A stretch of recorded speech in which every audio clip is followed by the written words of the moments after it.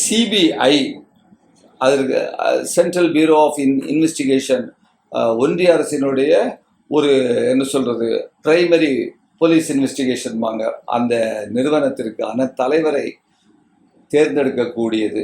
அந்த அந்த அந்த ப்ராசஸில் என்ன 69 கேண்டிடேட்டு 1 மணி நேரத்திற்கு முன்னால் தான் அது அந்த கூட்டம் உட்காரணும். தேர்ந்தெடுக்கிறதுக்கான கூட்டம் உட்கார்றதற்கு 1 மணி நேரத்திற்கு முன்னால் 69 பேர் யாருன்னு சொல்லி ராகுல் காந்தி அவர் தான் லீடர் ஆஃப் ஆப்போசிஷன், அவர்கிட்ட இந்த லிஸ்ட்டை கொடுத்துருக்குறாங்க.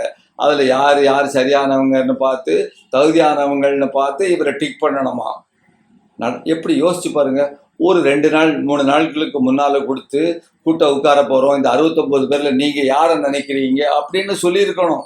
அப்போது பேருக்கு அவர் பெயரை அவர்கிட்ட கொடுத்த மாதிரி கொடுத்து இன்றைக்கு தான் நினைத்த ஆளை டிக் பண்ணுறது, அப்புறம் அவரை ரப்பர் ஸ்டாம்பாக அவர் ராகுல் காந்தியை லீடர் ஆஃப் ஆப்போசிஷன் எதிர்கட்சி தலைவரை பயன்படுத்துவது என்ற முறையை பாஜக இன்று கையாண்டிருக்கிறது. அதற்கு ராகுல் சொல்லியிருக்கிறாரு, மோடியுடைய சிபிஐ சூஸ் பண்ணுறதுல ரப்பர் ஸ்டாம்பாக நான் இருக்க விரும்புகிறேன்னு சொல்லிட்டு அந்த கூட்டத்தில் அவர் கலந்து கொள்ளவில்லை. அப்போ இது மிகச்சரியான ஒரு விஷயம். எப்படி இருந்தாலும் அவர்கள் நினைக்கிற அவர் தான் சிபிஐ சீஃபாக வர போகிறாரு.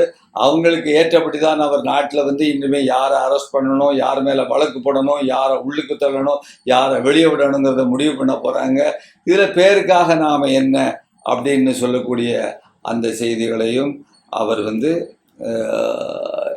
அந்த நடைமுறையை அவர் பின்பற்றிருக்கிறார், வெளிநடப்பு செய்திருக்கிறார். அது வெளிநடப்பு இல்லை, அது பங்கு பெறவே இல்லை அப்படிங்கிற ஒரு செய்தி.